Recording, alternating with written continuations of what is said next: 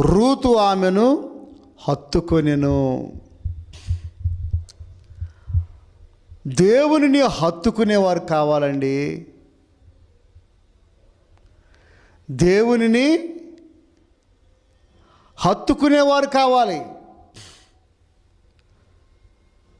దేవునిని వెంబడించేవారు కావాలి.